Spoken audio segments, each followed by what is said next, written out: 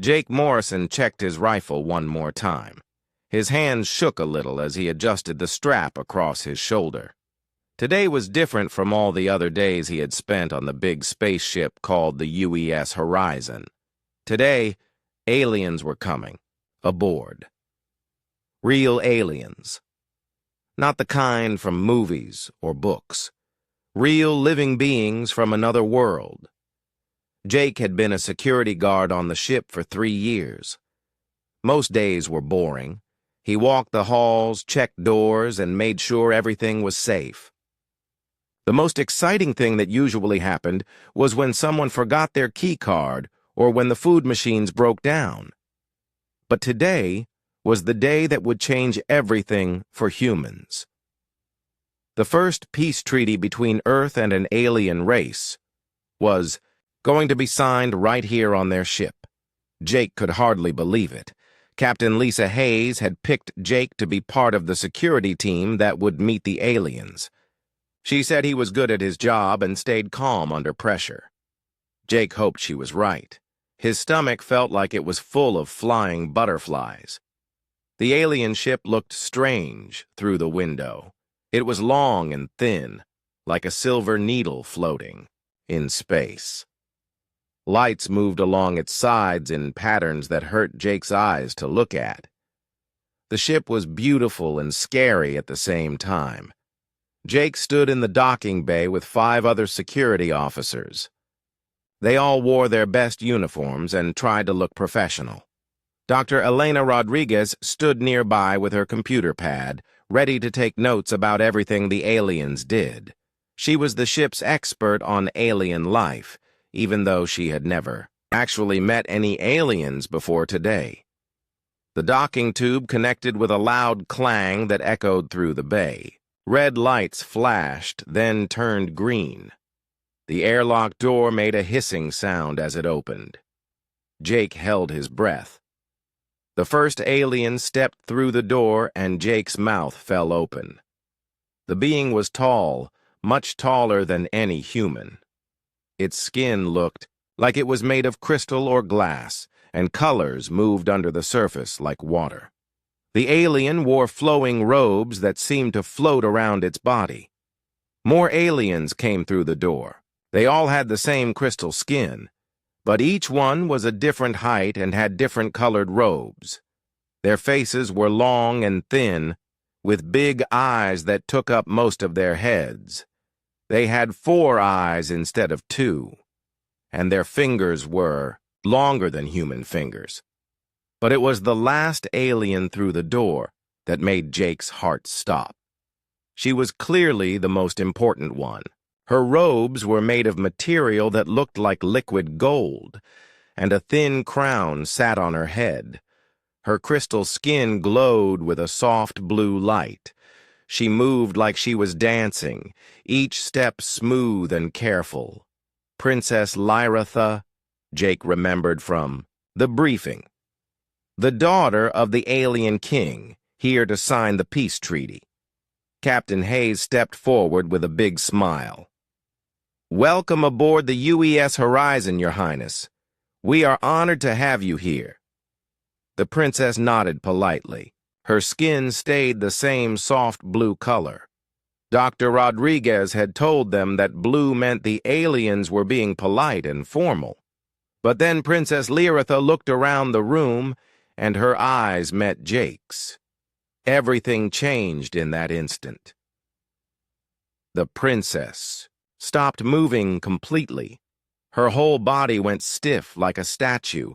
The blue light under her skin started to change. Gold colors swirled through the crystal, then deep purple, then a bright silver light that was so intense Jake had to squint. The other aliens looked confused. They made soft musical sounds to each other in their own language. One of them touched the princess's arm gently, but she did not move. Jake did not know what to do. He looked at Captain Hayes, who looked just as confused as he felt. Dr. Rodriguez was typing quickly on her computer pad, trying to figure out what was happening. For 10 long seconds, Princess Lyratha stared directly at Jake. her big violet. Eyes seemed to look right through him, like she was seeing something that no one else could see. The silver light under her skin got brighter and brighter. Finally, she moved, but instead of continuing with the formal greeting, she lifted one long finger and pointed directly at Jake. "This human," she said in perfect English, though her voice sounded like music. "Where did you find this human?" Everyone in the room turned to look at Jake. He felt his face get hot and red. His hands started to sweat inside his gloves. I'm sorry, Your Highness," Captain Hayes said quickly. "This is Lieutenant Jake Morrison. He's part of our security team. Is there something wrong?" Princess Lyratha took a step toward Jake. Her skin was still glowing with that strange silver light. The other aliens whispered to each other in their musical language. Some of them looked worried. "Lieutenant Jake Morrison," the princess repeated slowly, like she was tasting each word. "How long has he served on this vessel?" 3 years, Your Highness," Captain Hayes answered. She sounded nervous now. "He's one of our best security officers. If there's been some mistake—" "No mistake," Princess Lyratha said softly. Her eyes never left Jake's face. "But I must speak with him, alone." Dr. Rodriguez stepped forward. "Your Highness, that's not part of the planned schedule. We have the treaty ceremony to prepare for—" "The ceremony can wait," the princess said firmly. The silver light under her skin pulsed brighter. "This is more important than any treaty. Much more important." Jake finally found his voice. "Your Highness, I don't understand. Have I done something to offend you?" Princess Lyratha's expression changed. For just a moment, she looked almost sad. "No, Jake Morrison, you have done nothing wrong, but you may be the answer to everything." The room fell silent except for the soft humming of the ship's engines. Jake felt like the whole universe was holding its breath, waiting to see what would happen next. 2 hours later, Jake sat alone with Princess Lyratha in the ship's observation deck. The room had big windows that showed the stars and the princess's silver ship floating nearby. Jake had never felt so nervous in his entire life. Dr. Rodriguez had wanted to stay and record everything, but the princess had insisted on privacy. Captain Hayes had argued, but in the end, they needed this meeting to go well. The peace treaty was too important to risk making the aliens angry. The princess had changed out of her formal robes into something simpler. Her skin had shifted from the bright silver to a warm amber color. Dr. Rodriguez had quickly looked this up in their alien culture files. Amber meant deep thinking mixed with hope. "You can sit down, Jake Morrison," the princess said gently. Her voice still sounded like music, but it was softer now. "I will not hurt you." Jake sat in the chair across from her, but he kept his back straight like he was still on duty. "Your Highness, I still don't understand what happened back there. Did I do something wrong during the greeting?" Princess Lyratha smiled, and Jake was surprised to see that her teeth were small and white, just like human teeth. "You did nothing wrong. In fact, you may have done something very right, though I suspect you do not know it yet." She leaned forward in her chair. "Tell me about your people, Jake Morrison.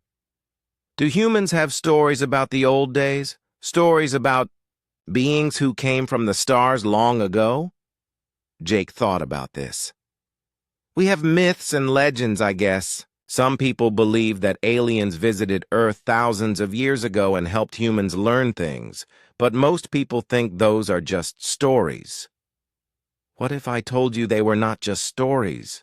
the princess asked. Her skin pulsed with that amber light. "What if I told you that your people are far more special than you know?" Jake felt confused. "I don't understand, Your Highness." Princess Lyratha stood up and walked to the big window. She placed her hand against the glass and looked out at the stars. My people have a very old story, Jake Morrison. We call it the prophecy of return. It has been passed down from parent to child for 10,000 years. 10,000 years. Jake tried to imagine that much time and could not. Humans had only been traveling in space for a few hundred years. The prophecy tells of a race called the progenitors, the princess continued. They were the first beings to travel between the stars. They were the ones who planted the seeds of life on many worlds throughout the galaxy. She turned to look at Jake. The progenitors were great and powerful. They could create life where there was none. They could heal sickness that no one else could cure. They were the guardians of all living things in the galaxy. What happened to them? Jake asked. The princess's skin shifted to a darker color, like deep blue mixed with purple. Jake guessed this meant sadness. They disappeared. No one knows why or how. Some say they grew tired of caring for so many worlds. Others believe they were destroyed by some great enemy. But the prophecy says they would return when the galaxy needed them most. She walked back to her chair and sat down, leaning closer to Jake. The prophecy describes what these progenitors looked like when they returned. It says they would have 2 eyes instead of 4, hair that grows from their heads like plants from soil, skin that does not change color with their feelings. Jake's hand automatically went to his brown hair. He had 2 eyes. His skin was the same light brown color it had always been. The prophecy says more, Princess Lyratha continued. It says the progenitors would return changed. They would not remember who they had been. They would think they were just another young race learning to travel the stars, but their blood would still carry the old power. You think humans are these progenitors? Jake asked. His voice sounded strange in his own ears. I think some humans are, the princess said. When I looked at you, Jake Morrison, I saw something that made my heart sing with joy. There is something in your face, something in the way you stand, that matches the old descriptions perfectly. She reached into her robes and pulled out a small device that looked like a crystal rectangle. This is a bioscanner. It can read the tiny building blocks that make up all living things. May I scan you? Jake nodded, though he was not sure why. The princess held the device near his arm. It glowed with soft light for a few seconds, then made a gentle musical sound. Princess Lyratha looked at the device and her skin immediately blazed with bright silver light. She made a sound that might have been a gasp if she had been human. What is it? Jake asked. What does it say? The princess looked up at him with her big violet eyes. When she spoke, her voice was full of wonder. Jake Morrison, you carry the pure genetic pattern of the progenitors. Your blood contains markers that have not been seen in this galaxy for 10,000 years. Jake felt like the room was spinning. That's impossible. I'm just a regular guy from Earth. My dad was a farmer. My mom taught school. There's nothing special about my family. But there is, the princess said softly. There is something very special indeed. Jake Morrison, your blood may hold the key to saving not just my world, but dozens of worlds throughout the galaxy. Saving them from what? Jake asked. Princess Lyratha's skin turned a dark, deep blue, the color of great sadness and fear. From the shadow plague, a darkness that spreads from star to star, killing everything it touches. A plague that has already destroyed entire civilizations, and it is coming closer to both our worlds every day. Jake felt cold all over.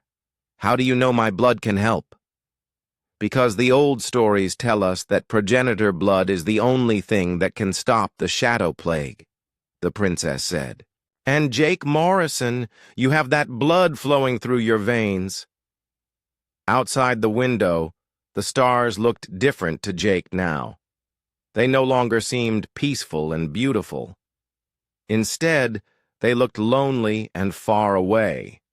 Somewhere out there, a darkness was coming for Earth, for the alien worlds, for everything alive in the galaxy. And somehow Jake Morrison, a simple security guard from a small farm town on Earth, might be the only one who could stop it. The next morning, Jake sat in the ship's main meeting room with Captain Hayes, Dr. Rodriguez, and Commander Ryan Carter. Princess Lyratha had asked to show them something important, something she said would change how they saw the galaxy forever. Jake had not slept well. His dreams had been full of darkness spreading between the stars and strange voices calling his name. He kept thinking about what the princess had told him. How could he be descended from ancient star travelers? He was just Jake Morrison from Ohio. Princess Lyratha entered the room with two other aliens. Her skin was a serious dark blue color. She carried a device that looked like a crystal ball with lights inside it. "Thank you for meeting with me," she said to everyone. "What I am about to show you has been kept secret from your people. My government did not want to cause panic, but Jake Morrison's discovery changes everything. You have the right to know the truth." She placed the crystal device on the table. It began to glow, and suddenly the air above it filled with moving pictures made of light. It was like watching a movie, but the images floated in the space above, the table. The first image showed a beautiful planet with blue oceans and green land. Cities made of crystal towers reached toward the sky. Ships that looked like silver birds flew between the buildings. "This was Kelthera Prime," Princess Lyratha said sadly. "Home to 12 billion Keltheran people. They were artists and scientists. They created music so beautiful that it could make people cry with joy just by hearing it." The image changed. The same planet now looked dead and black. The oceans were gone. The land was cracked and empty. Even the sun in the sky looked dim and sick. "This is Kelthera Prime today," the princess continued. "The shadow plague reached it 18 months ago. In 5 days, every living thing on the planet was dead. The cities crumbled to dust. Even the planet's sun began to die." Dr. Rodriguez leaned forward, staring at the images. "What exactly is this shadow plague? Some kind of disease?" "We do not know what it is," Princess Lyratha admitted. "Our best scientists have studied it for 50 years. It is not like any sickness we understand. It does not just kill living things. It destroys the energy that holds matter together. It turns planets into dead rock and makes stars burn out." The images changed again. Now they showed a map of the galaxy with bright dots marking different star systems. As they watched, some of the dots began to turn black, starting from one edge of the galaxy and spreading inward like ink spilled on paper.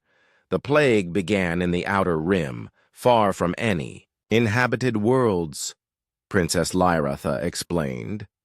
"At first, we thought it was just some natural disaster affecting empty space, but then it reached the Alterian colonies. New images appeared. Ships fleeing from dying worlds, people crying as they left their homes behind, entire fleets of refugee vessels carrying the last survivors of dead civilizations." Commander Carter studied the map carefully. "How fast does it spread?" "It moves differently in different areas," the princess said. "Sometimes it jumps quickly from star to star. Other times it moves slowly, like it is being careful. But it never stops. It never goes backward. It only grows." Captain Hayes asked the question that Jake was afraid to hear answered. "How long before it reaches Earth?" Princess Lyratha's skin turned an even darker blue. Based on its current speed, the plague will reach your outer colonies in 20 years. Earth itself will be threatened within 30 years. The room went silent. Jake felt like he could not breathe. 30 years seemed like a long time, but it also seemed like no time at all. People he knew and loved would still be alive when this darkness reached Earth. "But you said progenitor blood can stop it," Dr. Rodriguez said hopefully. "How does that work?" The princess touched the crystal device, and the images changed again. Now they showed a laboratory with alien scientists working with test tubes and machines. "We discovered this by accident," she explained. 3 years ago, we found the remains of an ancient progenitor research station. Inside, we found preserved blood samples that were thousands of years old. When our scientists tested this blood against samples of the shadow plague, something amazing happened. The image showed a dark substance spreading across a glass plate. Then a drop of golden liquid was added. Where the golden liquid touched the darkness, the shadow plague stopped spreading. The darkness even seemed to pull back, like it was afraid. "Progenitor blood does not just resist the plague," Princess Lyratha said. "It actively fights against it. A single drop can protect an area the size of a city. A cup of blood could shield an entire planet." Jake looked at his own hands, regular human hands that had fixed broken machines and carried heavy boxes. It was hard to believe that the blood flowing through his veins could save whole worlds. "How much blood would you need?" Captain Hayes asked. "That depends on how many people carry the progenitor genes," the princess replied. "We estimate that the genetic pattern appears in about 1 in every 10,000 humans. On a planet with billions of people, that could mean hundreds of thousands of potential donors." Commander Carter frowned. "You're talking about using people as living medicine. Factories! We are talking about survival," Princess Lyratha said firmly. "Not just for my people, but for yours as well.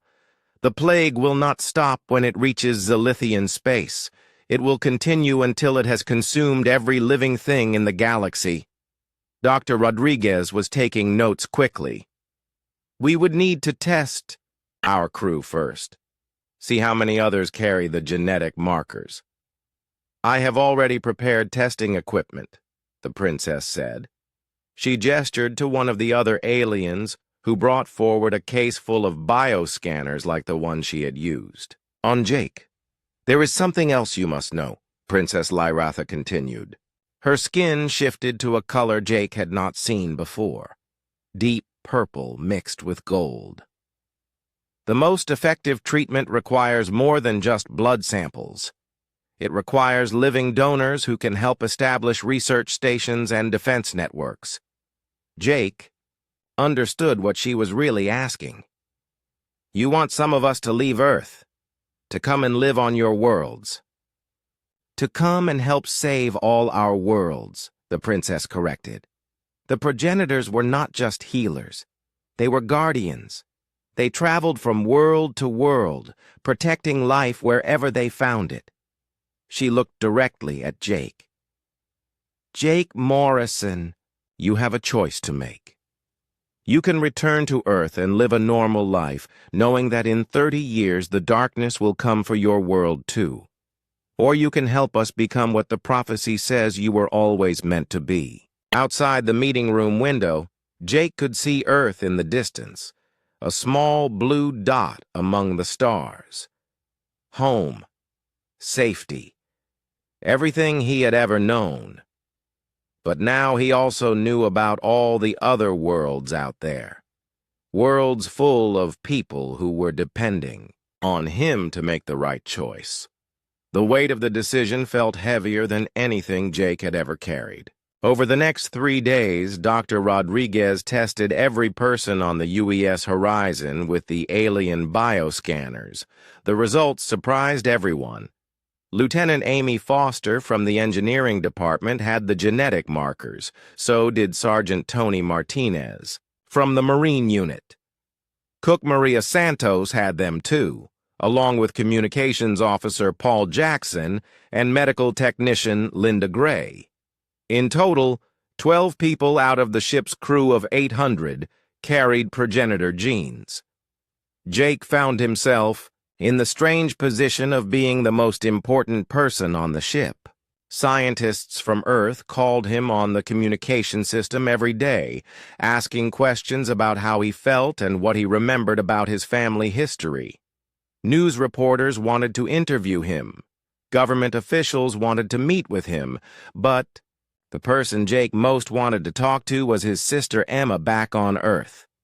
When he finally got through to her on a private channel, she started crying the moment she saw his face on the screen. "Jake, what's happening up there?" Emma asked. "The news is saying crazy things about aliens and ancient bloodlines and plagues from space. Please tell me it's not true." Jake looked at his sister's worried face and felt his heart break a little. Emma was only 2 years younger than him, but she had always looked up to him like he was the smartest person in the world. Now he had to tell her things that sounded like they came from a science fiction movie. "It's true, Em," he said softly. "All of it. The aliens are real, and there's something coming that could hurt Earth. But maybe we can stop it." "They're saying you might leave," Emma said. "They're saying you might go away and never come back." Jake had been trying not to think about that part. "I don't know yet. I haven't decided anything." But that was not really true. Deep down, Jake was starting to know what he had to do. He just was not ready to say it out loud yet. The hardest meeting was with all the crew members who carried the progenitor genes. Captain Hayes gathered them in the small conference room to talk about what Princess Lyratha was asking of them. Amy Foster spoke first. She was a quiet woman who usually just focused on keeping the ship's engines running. "I never wanted to be special," she said. "I just wanted to fix machines and maybe see some interesting planets. Now you're telling me I'm supposed to save the galaxy?" Tony Martinez laughed, but it was not a happy laugh. "My grandmother always said our family was different. She used to tell stories about our ancestors coming from the stars. I thought she was just telling fairy tales." Linda Gray had been quiet during most of the meeting, but now she looked up with tears in her eyes. "I have 3 kids back on Earth," she said. "How can I choose between staying with them and protecting their future?" Princess Lyratha had been listening to everything. Her skin was a gentle amber color, the shade that meant understanding and sympathy. "I know this is difficult," she said. "We are asking you to give up everything you know for people you have never met on worlds you have never seen. But if we don't go, what happens to our own world?" Paul Jackson asked. "You said the plague will reach Earth in 30 years. "Without help, yes," the princess admitted. "But if enough of you join us, if we can establish research stations and defense networks, we might be able to stop the plague before it gets that far." Commander Carter had been studying the alien data files. "Your Highness, your plan calls for at least 50 human volunteers to make it work. We only have 12 people with the right genes on this ship." "This ship is just the beginning, Princess," Lyratha explained. "We will need to test people on Earth. We will need to find others and ask them to volunteer. It will take time to build the numbers we need." Dr. Rodriguez looked up from her notes. "What about the people who volunteer? What kind of life would they have? Would they ever be able to visit Earth again?" "The research stations would become their new homes. the princess said.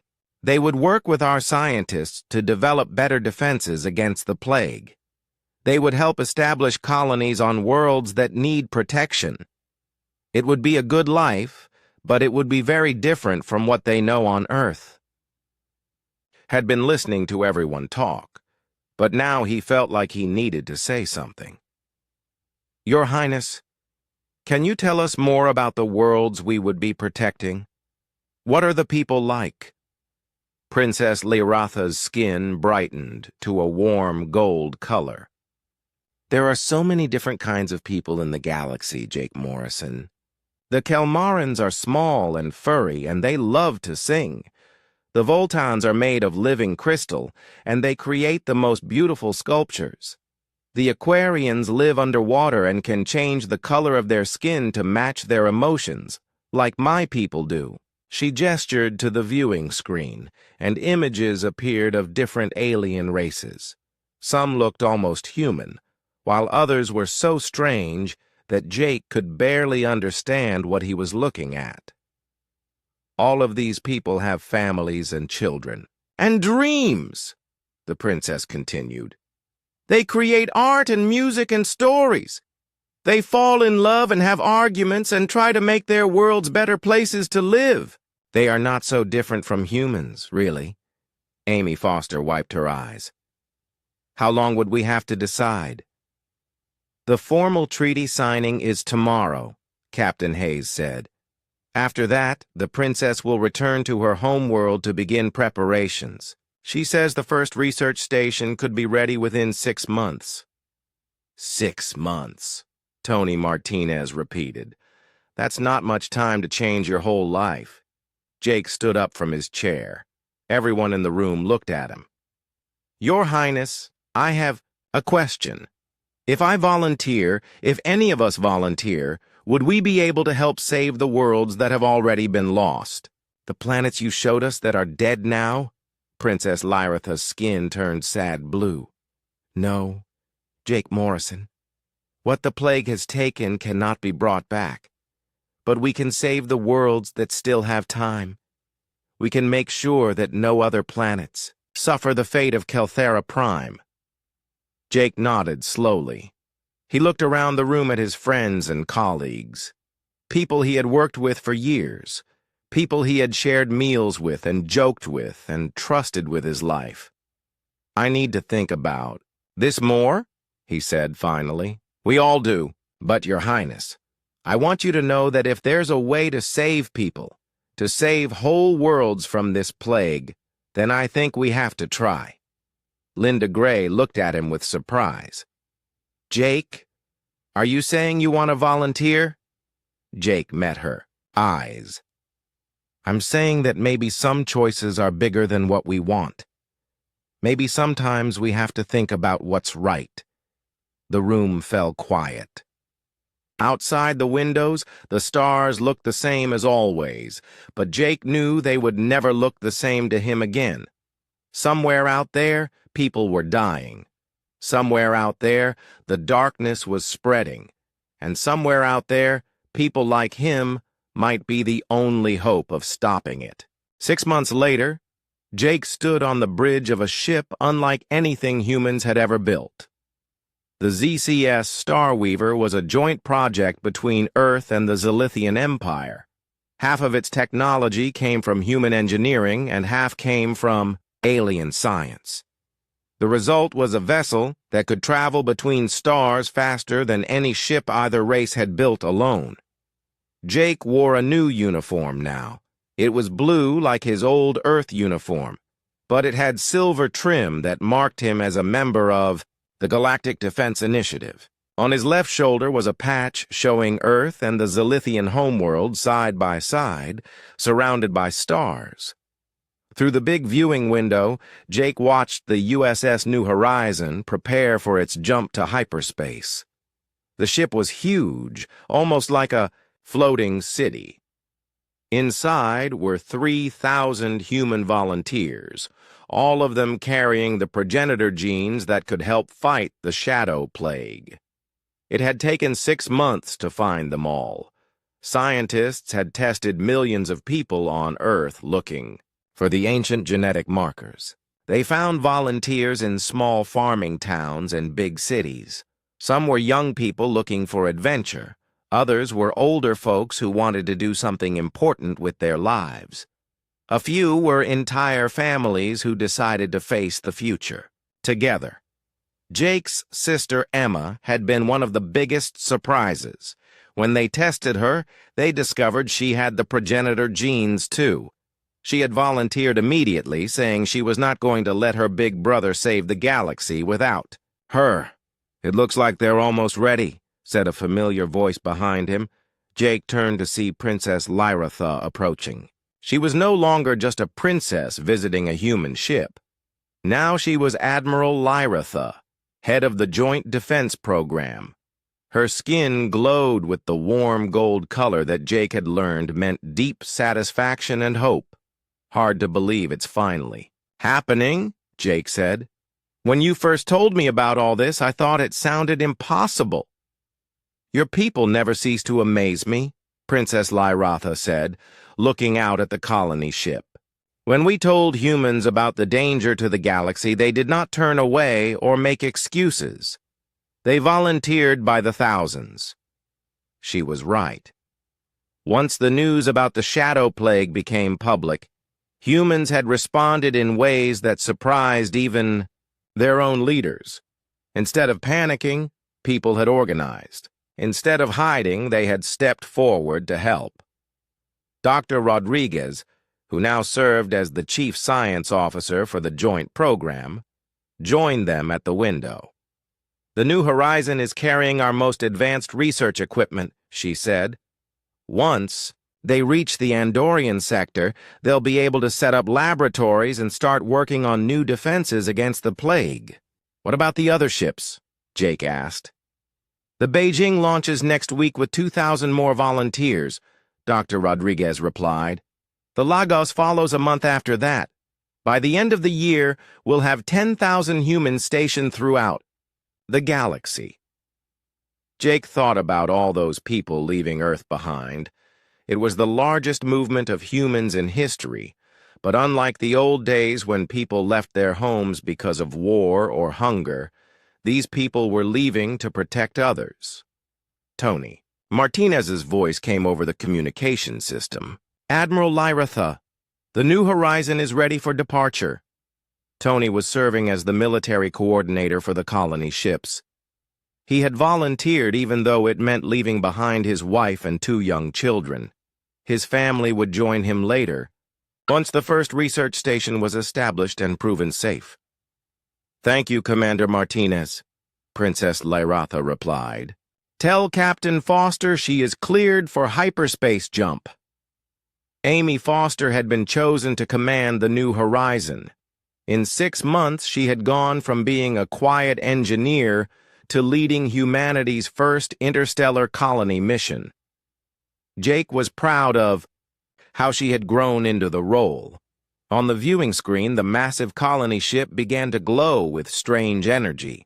The hyperspace drive, a combination of human and Zilithian technology, created a bubble of twisted space around the vessel. "Beginning jump sequence." Amy's voice came through the speakers. "See you on the other side, Admiral." "Safe travels, Captain." "Foster," Princess Lyratha replied. "Make us proud."